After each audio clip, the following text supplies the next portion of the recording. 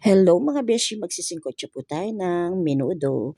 Naglalagay po tayo ng paminta, ng liver spread, ng toyo, ng kalamansi.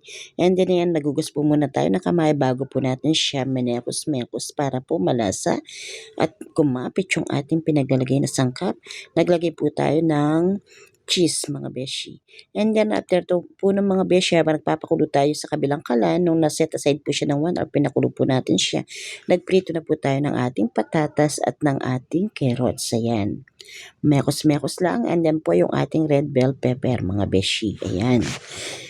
Tapos mga beshi, naglagay na po tayo ng bawang at sibuyas. Igigisa na po natin dahil puro luto na po yung ating siningkotsa mga beshi. And then po mga beshi, ayan po, mekos-mekos lang siya.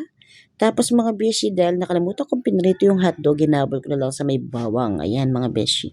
Gusto ko siya napiprito para hindi malansa. Tapos sinabi ko na lang po siya nung dinagay natin yung ating tomato sauce at saka yung ating tomato paste mga beshi. Ayan. Mekos-mekos lang po siya. Gusto po kasi na unang naluluto yung tomato sauce at tomato paste para po hindi sariwa yung lasa or sa kapampangan sariwang lasa.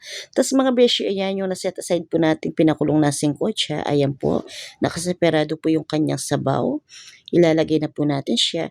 Igigisa po muna natin siya mga beshi para po hindi sirain yung ating minuto at saka matagal yung buhay niya. Tapos mga beshi para lalong malasa at masarap. Ayan mga beshi, dadaan po siya ng mekos-mekos. Gigisa po muna natin ng maayos bago po natin lagay yung kanyang pinagkuloang sabaw. Ayan mga beshi. Ngayon po, ayan na po yung pinagkuluan niyang sabaw mga beshi dahil malamig yung panahon. Ayan, tignan niyo po. Malapot na malapot yung kanyang pinagkuluang sabaw. And then mga beshi, ayan na po yung ating last process. Paglalagay na po ng mga sangkap dahil malambot na po yung ating baboy. Linagay na po natin yung ating napritong patatas, carrots at linagay na rin po natin yung ating green peas. Ayan. May background na naman po tayong maingay na aso mga beshi. And then ayan, mekos-mekos lang po siya mga beshi.